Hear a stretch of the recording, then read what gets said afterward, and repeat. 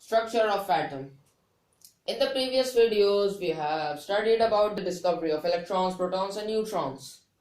In this video, we will study further about the atom.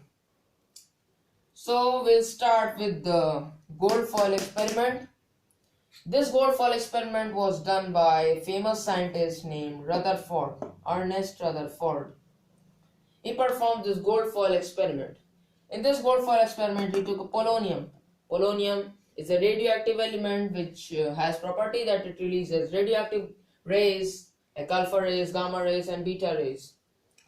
So in these rays he took the slit so that the rays can be concentrated and can be used to look inside the atom in this experiment. So he took the gold foil. Gold is the most malleable metal, as you might have studied. He took this malleable metal because he needed his experiment to be more effective, and he wanted better results. This is the alpha ray detector. So these alpha rays were concentrated on this atom, and he observed numerous things that we are going to discuss. So we are discussing about the observations.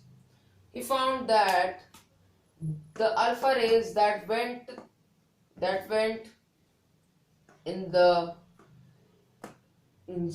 away from the center, the distance of the alpha rays was away from the center.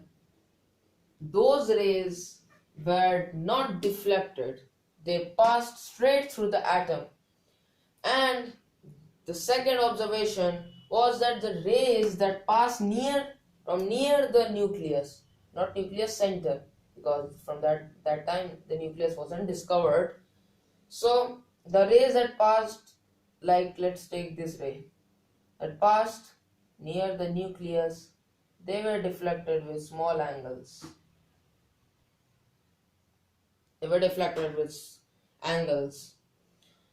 And he found that 1 out of 12,000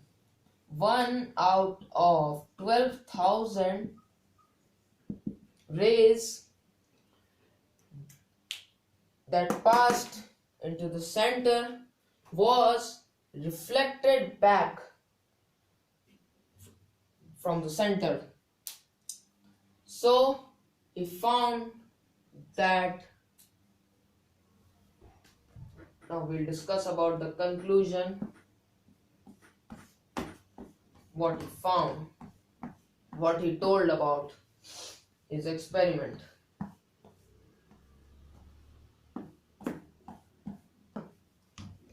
Now we'll discuss about the conclusions. What were his conclusions?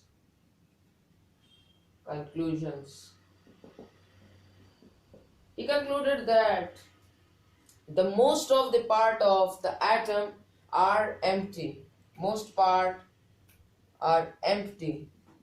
Most areas in the atom are empty. How? Because the rays that passed, as we know from the diagram, that the rays that passed from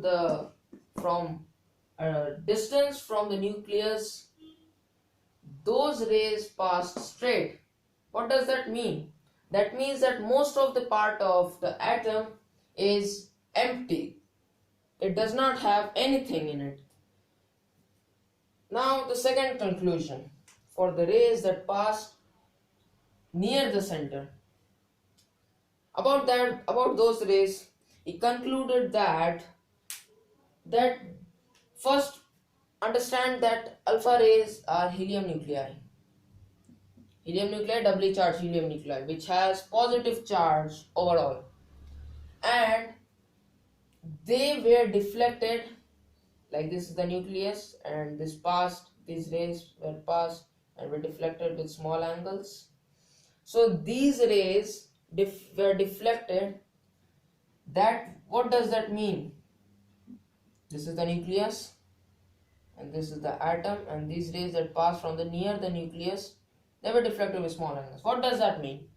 It means that the nucleus, some mass that was in the nucleus on the center, that must be positive, because when this rays came near the nucleus, it was repulsed. The repulsive force was acting and it moved in this direction.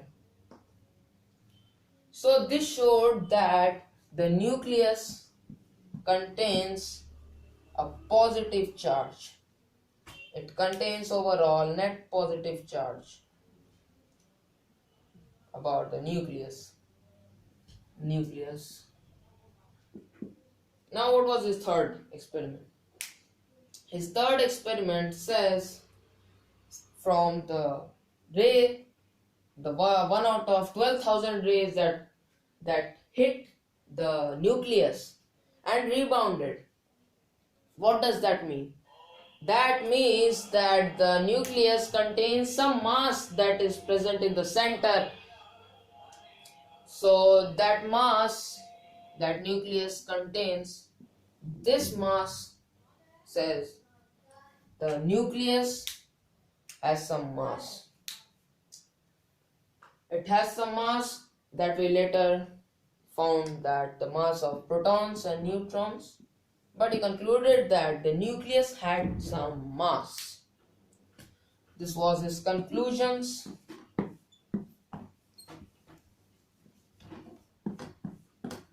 Now we'll discuss about the demerits of the Rutherford experiment. What were the demerits? The demerit, there was only one demerit, that he could not explain the stability of an atom. He could not explain the stability. He could not explain the stability of the atom. Wasn't explained. This wasn't explained by him. The stability of atom.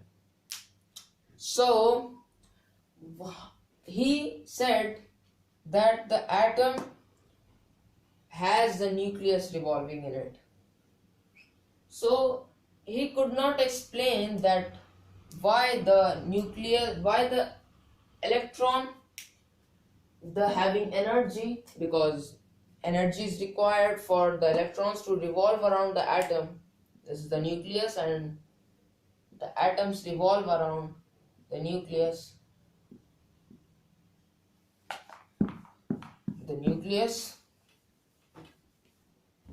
like this is the nucleus, and atoms revolve this around the nucleus. This were revolving at some velocity. So without energy, the work cannot be done. So these electrons had velocity. They were revolving around the nucleus. So they might have energy. So according to the theory, the electrons having energy, at a point of time, all the energy of that electron, like let's take this electron, after revolving, there must be a point when the energy of this electrons must come to an end. Means that energy must become zero. After doing the work, the energy must be consumed. So at one time the energy, it must have energy equals zero. If this will happen, all the electrons would have fallen into the nucleus. This nucleus must have attracted these electrons, and all these electrons, they must have fallen into the nucleus. But this didn't happen. So this experiment was proved wrong. Later, a scientist named Niels Bohr came. Scientist named Niels Bohr.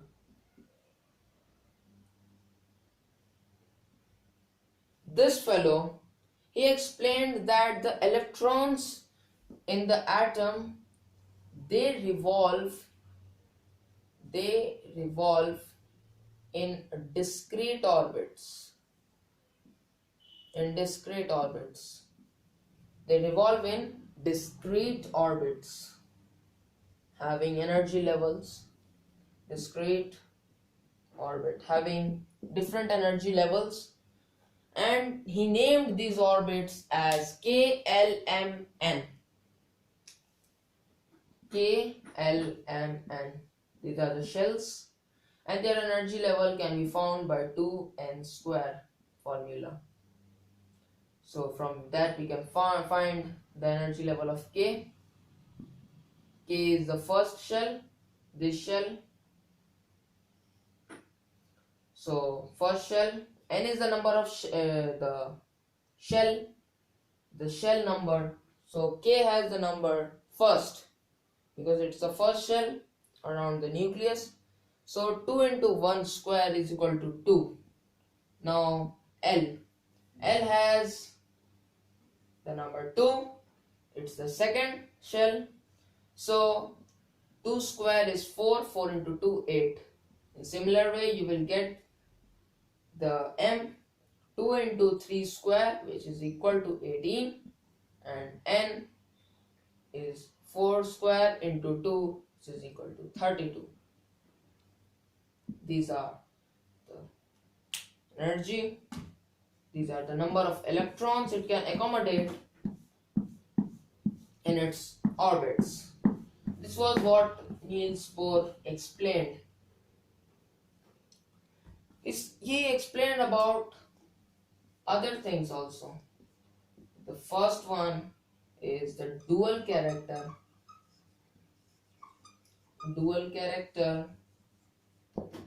of electromagnetic radiations. Second one, he gave the experiment results about the atomic spectrum. The results of atomic spectrum. This was what Bohr told about the atom. Now we'll talk about the wave nature of electromagnetic radiation. We have explained about the particle nature.